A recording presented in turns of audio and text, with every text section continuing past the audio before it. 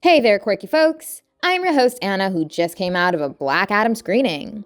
And boy, I immediately thought of making this video because 2022 has been a really bad year for the superhero genre. In fact, this year has been a mixed bag for even Hollywood in general. There have been a few shining lights like Top Gun Maverick, Everything Everywhere All at Once, and the unbearable weight of massive talent, among others. But overall, 2022 hasn't produced great content as far as the movies are concerned. And that has remained consistent with the superhero genre as well. Most of the superhero movies releasing in 2022 came out after massive delays due to COVID, which means that the creatives got the added time to fix the story issues in most movies and even in TV shows.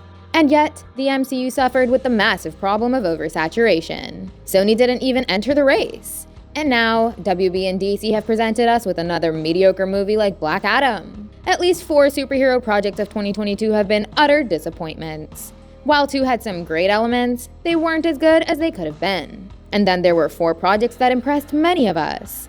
I am assuming that Black Panther Wakanda Forever will also join this category of great movies.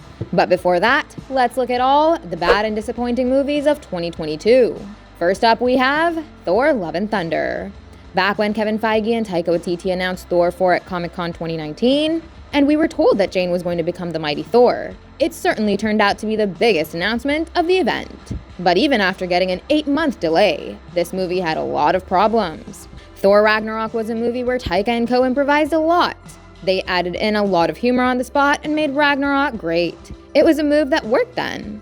So they thought that they could go in with an unfinished script again, make Love and Thunder with a bunch of improv, and add in a ton of jokes. But their perception for what we liked in Ragnarok was totally wrong. We didn't love Thor Ragnarok for its constant jokes. We loved it because of its uniqueness. The CGI on this one wasn't perfect, and its runtime was extremely short. Sadly, Thor: Love and Thunder had a lot of unnecessary jokes and just wasn't unique. Taika didn't do justice to Jane Foster's story. And Gorr the God Butcher literally just killed one god on screen, and that also happened before he truly became a villain. So more than Jane, Thor 4 really f***ed Gorr up, and it also wasted the Guardians. A longer screen time and a few alterations in the script could have surely fixed the movie and saved it from its substandard box office numbers. Next up, we have the most second-rate MCU series of the year, She-Hulk. Can you imagine that many people actually saw this series not for She-Hulk, but for its cameos? The only major positive out of the series was Daredevil, who showed up in episode 8. She-Hulk did try to do something different with its finale by totally smashing the fourth wall. But still, the show somehow felt lackluster. It seemed like there was no coherent plot, and we just had to sit through the mediocre adventures of a miserable She-Hulk for 9 episodes. The problems of a major league's women lawyer just weren't relatable for many. The lack of budget was apparent, as She-Hulk mostly looked fake, even though Hulk and the Abomination CGI was still pretty cool. Speaking of those two, they were totally wasted. You've got to be disappointed when there are 3 Hulk-powered characters in it, and none of them really had any cool battles. On top of that, She-Hulk showed us how a series can get lame so consistently episode after episode. And finally, don't even get me started on Scar's look. Number 3, I recently sat through the very unsatisfactory entry of Black Adam. The hierarchy of power in the DC universe is about to change. No, Mr. Rock, it isn't gonna change at all because you've produced a very average movie. Dwayne Johnson was cast as Black Adam back in 2007. Since then, there has been a lot of behind-the-scenes chatter to make this movie happen.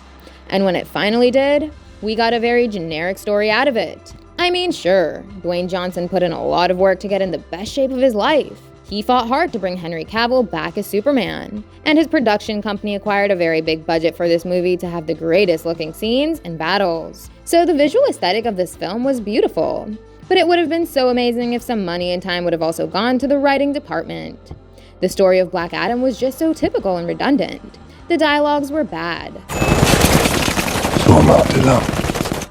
All the JSA characters lacked depth, as they were also generic and repetitive. Cyclops has already been the kind of stoic and stalwart leader that Hawkman strives to be. We've seen the Flash and Spider-Man as the clumsy and full-of-heart comic reliefs of their respective teams. And Atom Smasher was portrayed as a similar persona. Then there was Dr. Fate, who mostly sat out of all battles. And when he did decide to fight, he used the exact same moves that Doctor Strange used in Infinity War with the mirror dimension illusion, and the multiple copies he made of himself. Sabaka was a very usual villain with the common motivation of destroying Earth and turning it into hell. All in all, everything that we saw in Black Adam had already been done in the past. It almost seemed like Dwayne Johnson and co. sat down to watch multiple superhero movies at once, picked up a few cool scenes from them, and then rehashed them all to make a new movie. Well, this new product isn't as good as the originals were. Up next, the worst movie of the year has been Morbius. Everything about Jared Leto's Morbius was just super bad and lame. Again, its overall story and character motivations had all been done and left back in the early 2010s. Its CGI was wonky and its villain was just outright bad. The marketing campaign totally lied about Spider-Man. And the altered scenes of the Vulture turned out to be a major plot hole that could cause an incursion. All in all, nothing about this film made any sense. It did trend with the Morbin time themes. But can you imagine? That trend gave Sony the audacity to release the film in the theaters for a second time. A lot of weird and crazy things happen in the world, and this was one of them. But at last, Morbius got what it deserved. This is a film that Sony should totally forget about and move on.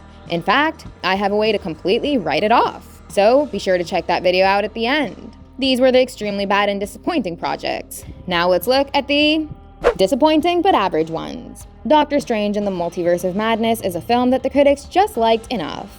And it made huge money at the box office. But with the kind of hype it had after Spider-Man No Way Home, it should have gone way past $1 billion with ease.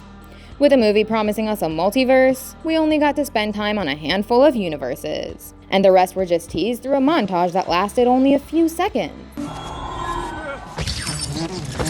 The problem with this film was that its script was completely rewritten during the COVID break, and due to the lack of time to finish it after that, there were some inconsistencies, especially in Wanda's arc. First, her turn into a murderous villain felt very sudden to many. Her killing spree was also inconsistent, as there were moments when she killed brutally.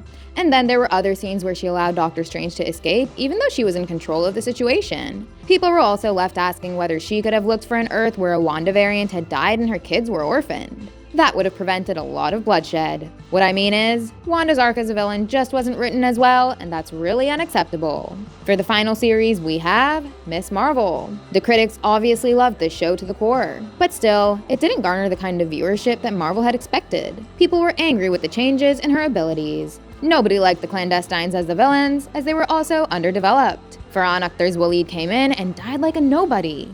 And this time travel element created a bit of a plot hole, as it wasn't consistent with MCU's rules of time travel.